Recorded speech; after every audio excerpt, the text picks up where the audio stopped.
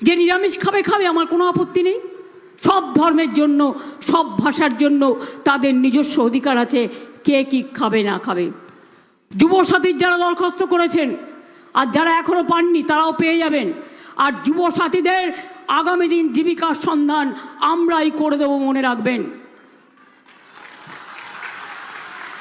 100 দিনের কাজ এরা বন্ধ করেছে, আমরা চালু করেছি। রাস্তার কাজ এরা বন্ধ করেছে, আমরা চালু করেছি। গরিব মানুষের বাড়ির কাজ এরা বন্ধ করেছে, আমরা চালু করেছি। 1,30,00,000 লোকের বাড়ির পাকা করে দিয়েছি। আর আগামী দিন আমরা সব কাঁচা বাড়ি পাকা করে দেবো, একটা মানুষেরও কাঁচা বাড়ি থাকবে না। আর সবার বাড়িতে পানীয় জলের নল পৌঁছে যাবে, এটা আমাদের অঙ্গীকার। আমরা যেটা বলি সেটা আমরা করি। আর এরপর দুয়ারে সরকার দেখেছেন, এরপর হবে দুয়ারে স্বাস্থ্য। আপনাকে বাইরে যেতে হবে না, আপনার ব্লক টাউনে ডাক্তার আসবে, নার্স আসবে, সিস্টার আসবে, প্যারামেডিক্যাল স্টাফ আসবে, আপনার ব্লাড টেস্ট করবে, আপনার সংসারে যদি কারো কোনো রোগ থাকে দেখে দেবে, চিকিৎসা করবে, বিনা পয়সায় ওষুধ দেবে, এবং কঠিন রোগ হলে তাদের অন্য জায়গায় ভর্তি করার ব্যবস্থা করে দেবেন। এর নাম হচ্ছে দুয়ারে স্বাস্থ্য।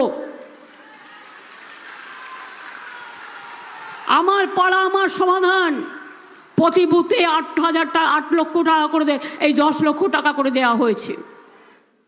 সব অফিসারদের বাইরে পাঠিয়ে দিয়েছে।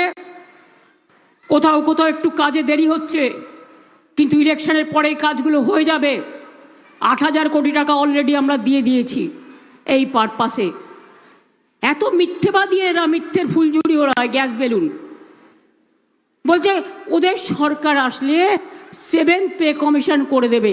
আরে একটু তো খবর নাও, চেয়ারটা তো অমর্যাদা করো না।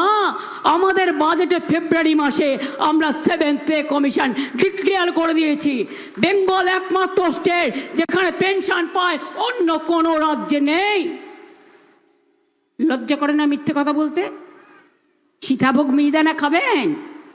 সারা পৃথিবীতে বিক্রি করবেন, ওরা এমনিতেই বিক্রি করে, বিশ্ব বাংলার সব দোকানে বিক্রি করে। কাটোয়াতে গিয়ে বলে এসছে, রবিদার এলাকায় গিয়ে, সীতাভোগ মিহিদানা সব বিদেশে রপ্তানি হবে।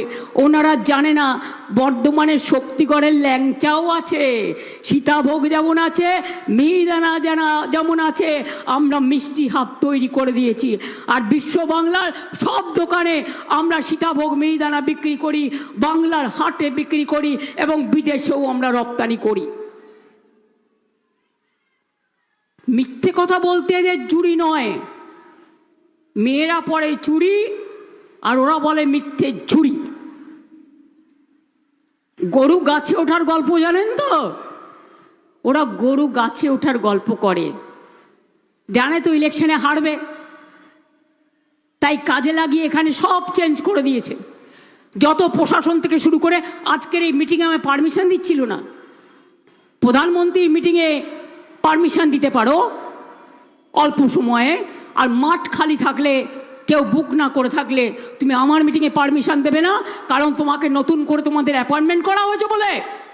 মনে রেখো, আমি তোমাদের সম্মান করি, তোমরা নিরপেক্ষভাবে কাজ করো, কারো কথা শুনে একপক্ষভাবে কাজ করবে না। মেয়েদের শরীর চেক করা হচ্ছে। গতকালও কাঞ্চন মল্লিকের বইয়ের ওপর হ্যারাসমেন্ট হয়েছে। চেক করার নামে মেয়েদের ব্যাগ খুলে ব্যাগে কি কি আছে, এমনকি মেয়েদের ব্যবহৃত জিনিস, লজ্জা লাগে বলতে, সেগুলো পর্যন্ত টেনে টেনে বার করে অসম্মান করা হয়েছে। কয়েকদিন আগে আমার ভবানীপুরেরও একজন বয়োজ্যেষ্ঠ মহিলা, খুবই বর্ধিষ্ণু পরিবারের মহিলা, আমি শুনলাম তাকে হ্যারাস করেছে। তার গাড়ি খুলতেই পারেন, চেক করতেই পারেন, কিন্তু আপনি মেয়েদের ব্যাগ খুলে মেয়েরা কি কি ব্যবহার করে, কেন লিপস্টিক পরবেন নাকি ফেসিয়াল করবেন, নাকি মেয়েরা যেগুলো ব্যবহার করে সেগুলো করবেন? লজ্জা করে না? অশ্লীলতা চূড়ান্ত করছে। যারা করছে তাদের আমি বলে দিই, অশ্লীলতা করলে মেয়েরা কিন্তু কমপ্লেন করবেন। অভিযোগ করার অধিকার আপনাদের সবার আছে।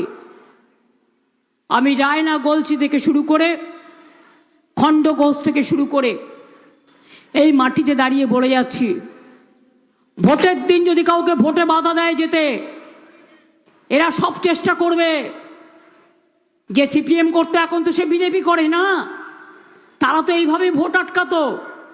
90 লক্ষ লোকের নাম বাদ দিয়েছে, তার মধ্যে 32 লক্ষ লোকের নাম আমি সুপ্রিম কোর্টে গিয়ে কেস করে উঠিয়েছি।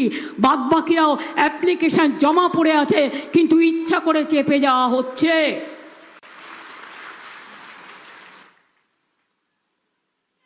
আমরা লড়াই করব, লড়ে যাব, এটা মনে রাখবেন।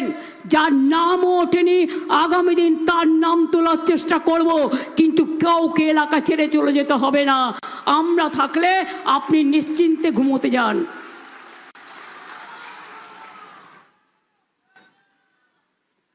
ভোট দিতে বাধা দিলে জগন্নাথ দেবের রথ টানতে গেলে সোনার ঝাড়ু দিয়ে আগে রাস্তা পরিষ্কার করে। আপনারাও একটা করে খিলের ঝাড়ু রেখে দেবেন, রাস্তা পরিষ্কার করবেন। রাস্তা ঝাড়ু দিতে দিতে পরিষ্কার করতে করতে যাবেন, ভোট বাক্সে পৌঁছে দেবেন। দুটো কাজই হবে, পরিষ্কারও হবে, অধিকার রক্ষাও হবে। ভোটার মেশিন খুব সাবধান, এদের plan slow voting, slow counting. প্রথমে দেখাবে বিজেপি জিতছে, বুঝতেই পারছেন আমাদের কাদের সাথে লড়াই করতে হচ্ছে।